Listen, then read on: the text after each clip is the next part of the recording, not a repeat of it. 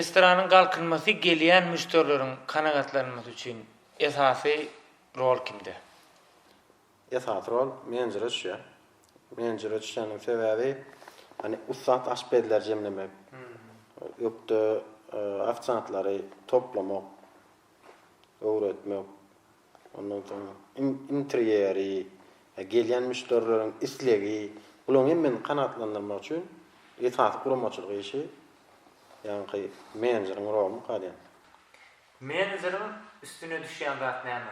Menajerin üstüne düşen zat ilk bilen yani alınan işgärlerin bir sohbetleşip geçirip alınması, doğru okudulması, öğretilmesi, hani doğru tagamdan çıkması, müşterilerden gelen teklifler dinlenip ona göre hani bir kanaatlanarlı bir netice çıkarmak. Bunun hemmesi yani müşterinin isteğini kanaatlandırmak bu menajerin günümel öz vazifesi olup geliyor. Restoran biznesinin bir näçe görnüşleri var. Sen ýöretýän uğrum haýsy görnüşi? Elbette restoran biznesinde tiz tagama, steakhouse, coffee house, catering, toy hizmeti, bizim belent restoranımız klasik maşgala restoran gidýär. Hani maşgalan dostlaryň bilen gelip dinç alıp lezzet alıp şu dat tagamlar ýiyip biljek bir klasik restoran gidýär. Restorana tanymal ýyldızlardan gelen barmy? Elbette.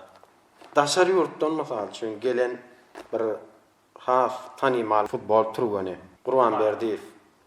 Tribün hani bizde mehmançylykda oňa oturmak bir meser etdi. O siz maro ýygy-ýygydan gelýär. Azat Dönmezova, onu Selvit Tuwaklyjova, Mekan Ataýewa, Esbiter, Bayram Nobatow. Öwez falan maşgalasy var. Begimratta, Begedice. Bol o ýyllardan biziň belent restoranymyza gelmegi, bol bizden begendir. Restoran biznesinde, yani menajerlikde başka dil bilmek hukmanı? Elbette hukman. Sebebi hani restoran biznesi belli bir derecede medeniyete de giriyor. Yani gelýän mehmana edil biz öz tagamymyz bilen, daşary tagamlar bilen hyzmat ýetişmez ýaly öz dillerine de gurlay alsak, bul hem olary hoşal ýagdaýda galdyr. Hem biziň bir öz Derecede. ösen dowlatleriň arasynda öz ýerimiziň bagyny suwd etdiňmiz bolýan galy. Begenç, sizin beýleki restoranlardan tapagyňyz näme? Daşar ýurtdan we öz dowlatimizden tanymal, saýlama aşberlen bizde yani belent restoranında işlemedi. İň öpdi afsantlar güler ýüzlü, mülakatly şeýle afsantdan saýlanmasy, yani interior dizaýnyň gowlugy, alşverş merkezine yerleşmesi, çağalar üçin ýöretip oýnalýan ýeriniň bolmasy, başga dinjaş yani nokotlar var. Yani bilyard sportu diýdik, kino teatry, aşağıda marketi. Bulan hemmeti bir ýerde yerleşmesi biziň gelýän müşterilerimiziň hani belki de 80-90 götüren işinin şu taýda bitýänini anladýar. Yani bir maksatly däl, köp maksatly gelip boljak bir ýerde. Alşverş merkezine yerleşmesini ödem. Maşgalan bilen gelseň, çağan rahat oýnap biljek yer var, ýörüti, oňa niýetlenen yer var. Hani özüň dinç alaýyn diýsen, ýörüti bilyard oýnamak üçin ýerler var. Kino teatrlar var, bir maşgalan bilen oturup kino, filmler seyretmek üçin. Aşağıda alşerşe diýen market var, eňeşik dukanlar var. Hani gelip hemme işini bitirip boljak bir ýerde. Belent restoranına gelsen köp maksadyny bitirýär. Restoranıňyza, yani belent restorana gelýän mehmanlaryň teklipleri size nähili gowuşýar? Deli nahar wagtyna gelmänmiler? Gelýän müşterilerimiziň teklipleri bize gönümel arşikaýet depterimiz var, teklip. Hani otak ýazyp bilýärler. Bolmady iki tane administratorymyz var. Olara aýdyp berilýärler. Näme teklipler bolsa, gönümel olan teklipini biz neticelendirmek üçin elimizden geleni işleyýär. Müşteriň bir eden teklipini bir soňa goýup, bir kaýsaň ýetmek dälem, hani edil şol wagtyň özünde çözmek bol biziň maksadymyz. Gelýän müşterinin şol wagt kanatlanan ýagdaýda gitmesi üçin, güler ýüzli uratmak üçin, netijelendirmek üçin jan edýär. Restoran durmuşyny ýatda galan pursadyň, hani azy bolup biler, süýji bolup biler. Restoran durmuşyny hani her günüň bir ýatda galjak gün ýetem bola. Her gün bir üýtgeşik gün bolup geçer. Begençli günüm mady.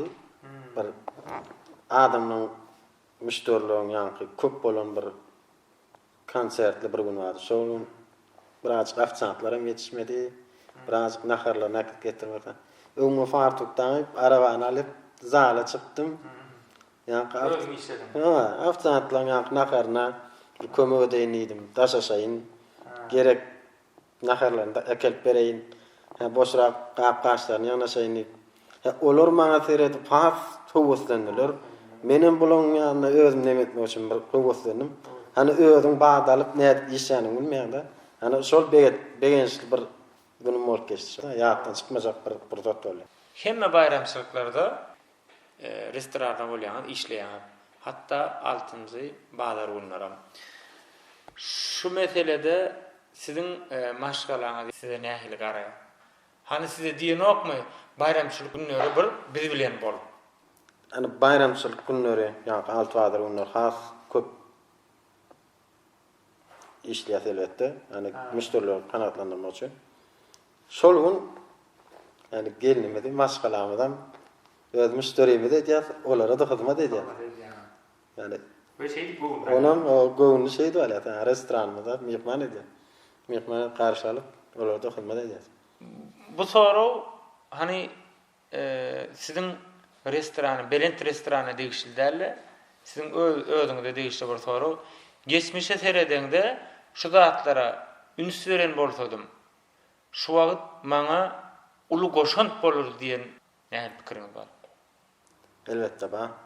Hani bir topar saýlama, yani aşbedler we işleşdik. Daşary ýurtly döwletimizden tanyma saýlama aşbedler we işleşdik. Şular bilen has öňürekden işleşen wagtymda hani bu aşhana tarapyndan öwrendim. Restoran biznesiniň aşhana tarapyndan öwrenip bolsodum. Onda hasym restoran biznesine öz goşandym. Yani has köp tejribeli, has köp bir restoran biznesini gurşap alardım da. Şu wagt diňe dolanmaş iş bolan üçin şol işe has köp ünslerdim. Belki de has köp raýyşlap ol işem alanmasadım. Begenç. Sizin işgärleriňize bolan garaýşyňyz. Biz işgärlerimizde işgärde bir maşgala agdasy ýalyp, yani bizim Belent restoranynyň aslında şeýle bir maksady var. Hani gelýän müşterini bir restorana gelýän şeklinde däl, bir öz hojalygyny, öz dogan garnaşyna gelýän ýalyp garşalmak isleýär. Hani şoň alyp bir gyzgyn gojak bilen garşalmak isleýär. Hem muňa esaslanyp bizim öz işgärlerimiz hem Belent restoranynyň öz maksady bu. Hani şu işgärleri bir agdy bir maşgala agdasy ýalyp görýär. Bir işgär şeklinde däl, agdy bir maşgala topary. Şoň alyp bol neme diýär? Oňra sohbetleş geçirilýär, oňra okudylýar, öwredilýär. Şu menajerlik işi özüň saýladyňmy ýa saňa näme itergi berdi? Sebäp bolan zat näme? Elbetde menajerlik işine zähmet köp siňdirilýär. Hani ol bir diňe bir iş hökmüne de almalam ka diýen. Özüm saýlamadym. Dostlarymyň üst söylenen olan maslahaty bilen bu işe başladym. Wagtym geçmek bilen boşgana öz häsiýetime, öz durmuşyma has ýakyn gördüm we hasam içine girdim de şu işi bir hasam söýdüm. Begenç. Sen özüňi 5-10 ýyldan soň ýerlerde görýän. 5-10 ýyl mundan soň özümde ýerde görýän. Ýene de hani Türkmenistan döwletimizden 5 gün joyunda bir eltme hyzmaty bolan, catering hyzmaty bolan, ýa-ni tiz tagam bolan, uly bir Belent restorany bolan bir general manager Belent restorany alyp Şol 5 vilayetden şonu okudum. Açıp Belent restoranı, Belent catering dip. Şu esas maksatımız Türkmenistan'ın 5 vilayetine Belent restoranı bolup bir hizmet vermek. Evet, eger de biz bir yerden restoran açmak istesek, şäherden, restoran açacak adamlara näme maslahat berip bilýär? Restoran ana kurmamak açmak için ansat usulü mu Belent restoranımız bizim günümel şoňa bir nusko. Ha, näme sebäpden nusko? Hani avtodrolgynyň bolmasy, şäheriň merkezine yerleşmesi, alşveriş merkezine yerleşmesi, hani muňa gelim gidimiň ansat bolmasy, yörüti hani maşgala bolup gesen çağalan oynatmak üçin elki birleşmede yeriniň bolmasy, dinjaş yerleriniň bolmasy, kinoteatr, hani köp uğurly alşveriş merkezini gurnap, oňa restoranyň bolmasy, şäheriň gözel ýerine, Mar vilayatyna yerleşer, gönümbel nuskasy. Onu näme begenç? İlki bilen bizim tanış bolup gepleşmede gelemiz üçin köp sag bolun. Belent restoranynda näme elmidama üstünlük arzu edýäs. Elmidama içi dolu müşteri bolsun. Taamlarymyz süýji bolmagyny dileýäs. Bizim gepleşmede de her bir gelen mehmana aýratyn bizim ýadygarlyk sowgadymyz bar.